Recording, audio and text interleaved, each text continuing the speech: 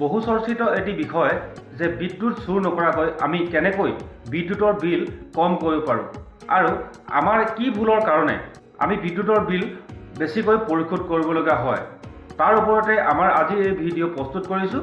আশা কৰোঁ আপোনালোকে শেষলৈকে চাব আৰু এনেধৰণৰ ইনফৰ্মেটিভ ভিডিঅ' পাই থাকিবলৈ আমাৰ চেনেলটো ছাবস্ক্ৰাইব কৰি ল'ব। বলক তেতিয়াহ'লে ভিডিঅ'টো আমি আৰম্ভ কৰোঁ। বিদ্যুতৰ বিল বেছিকৈ অহা কাৰণ দুই ধৰণৰ হ'ব পাৰে। তাৰে প্ৰথমটো হৈছে হঠাৎ বিদ্যুতৰ বিল বেছিকৈ অহা আৰু দ্বিতীয়টো হৈছে প্ৰত্যেক মাহে বিদ্যুতৰ বিল বেছি হৈ গৈ থকা। এতিয়া আমি বিদ্যুতৰ বিল হঠাৎ বেছিকৈ আহিলে বা কি কাৰণে আহিলে তাৰে কাৰণসমূহ আমি পৰ্যালোচনা কৰোঁ আহক। এতিয়া হঠাৎ যদি আপোনাৰ ঘৰৰ বিদ্যুতৰ বিল বেছিকৈ আহে তেন্তে আপুনি এইকেইটা কথা লক্ষ্য কৰিব। প্ৰথমটো হৈছে আপোনাৰ ঘৰৰ বিদ্যুৎ ক'ৰবাত লিকেজ হৈ আৰ্থিন লৈ থাকিব পাৰে, নাইবা আপোনাৰ ঘৰত যিটো বৈদ্যুতিক মিটাৰ আছে সেই মিটাৰটো বেয়া হৈ অভাৰ স্পীডত চলিলে আপোনাৰ বিদ্যুতৰ বিল বেছিকৈ আহিব পাৰে। অন্যথা আপোনাৰ ঘৰলৈ যিজন বৈদ্যুতিক মিটাৰ ৰিডাৰ আহে তেওঁ হয়তো ভুলকৈ মিটাৰটো ৰিডিং লোৱা হ'ব পাৰে। এনে ক্ষেত্ৰত আপুনি ওচৰৰ ইলেক্ট্ৰিচিটি অফিচত খবৰ কৰি ল'ব। যদি আপোনাৰ ঘৰৰ বৈদ্যুতিক বিল প্ৰত্যেক মাহে বেছি হৈ গৈ থাকে তেতিয়াহ'লে আপুনি কি কৰিব?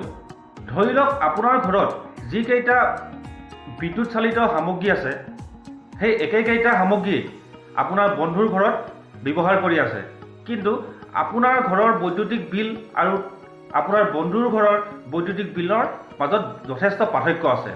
গতিকে আপোনালোকক আজি মই কেইটামান বিশেষ টিপ্পনী দিম বুলি ভাবিছোঁ যিকেইটা ব্যৱহাৰ কৰি আপোনালোকৰ ঘৰৰ বৈদ্যুতিক বিল কম কৰিব পাৰে। ইয়াৰে প্ৰথমটো হৈছে আপোনাৰ ঘৰৰ বিদ্যুৎ চালিত প্ৰত্যেকটো সামগ্ৰীৰে ছুইচ অফ কৰি ৰাখক যেতিয়া আপুনি ব্যৱহাৰ নকৰে। বহু সংখ্যক লোকক দেখা যায় যেতিয়া তেওঁলোকে টিভি চাই থাকে আৰু হঠাৎ ক'ৰবালৈ যাব লগা হ'লে তেওঁলোকে ছুইচটো অফ নকৰাকৈ ৰিম'টতে অফ কৰি থৈ গুচি যায়। তেনেস্থলত আপোনালোকৰ টিভিটোৱে বিদ্যুৎ শোষণ কৰি থাকিব আৰু আপোনাৰ বিল বাঢ়ি গৈ থাকিব। আৰু যিবিলাক ইলেক্ট্ৰনিক সামগ্ৰী বিদ্যুৎ কমকৈ শোষণ কৰে তেনেধৰণৰ ইলেক্ট্ৰনিক সামগ্ৰী ব্যৱহাৰ কৰিবলৈ চেষ্টা কৰক। যেনে ধৰক 100 ৱাটৰ বাল্বৰ ঠাইত LED লাইট ব্যৱহাৰ কৰক। আৰু কেতিয়াবা ফ্ৰিজৰ দৰ্জাখনত যিটো ৰাবাৰৰ চেনেল থাকে সেই চেনেলটো বেয়া হৈ তাৰ ভিতৰত থকা ঠাণ্ডা হাৱাসমূহ ওলাই আহে, ফলত আপোনাৰ ফ্ৰিজৰ যোনটো কম্প'জাৰটো ঘনে ঘনে চলিবলৈ লয়, তেতিয়াও আপোনাৰ বিদ্যুতৰ বিল বেছি অহা দেখা যায়। আৰু কেতিয়াবা আপোনাৰ ইনভাৰ্টাৰৰ বেটেৰী বেয়া হ'লেও আপোনাৰ কাৰেণ্টৰ বিল বেছি অহা দেখা যায়। আৰু পানী মটৰ, পানী গৰম কৰা কেটলি, হিটাৰ, গিজাৰ এনেধৰণৰ সামগ্ৰীসমূহ আপোনালোকে প্ৰয়োজনতহে ব্যৱহাৰ কৰক। যদি আপোনালোকে এই সামগ্ৰীসমূহ খুব ঘনে ঘনে ব্যৱহাৰ কৰে তেতিয়াহ'লে আপোনালোকৰ বিদ্যুতৰ বিল যথেষ্ট পৰিমাণে অহা দেখা যায়। আৰু সদয় আপোনালোকে আপোনালোকৰ ঘৰত কৰা ৱেৰিংসমূহ চাৰ্টিফাইড ইলেক্ট্ৰিচিয়ানৰ দ্বাৰাহে কৰিবলৈ চেষ্টা কৰিব, কাৰণ আনচাৰ্টিফাইড ইলেক্ট্ৰিচিয়ানে যদি আপোনালোকৰ ঘৰত ৱেৰিং কৰে তেতিয়াহ'লে যথেষ্ট পৰিমাণে বিদ্যুতৰ বিল অহা দেখা যায়।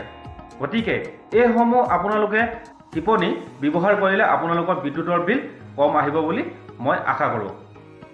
ধন্যবাদ।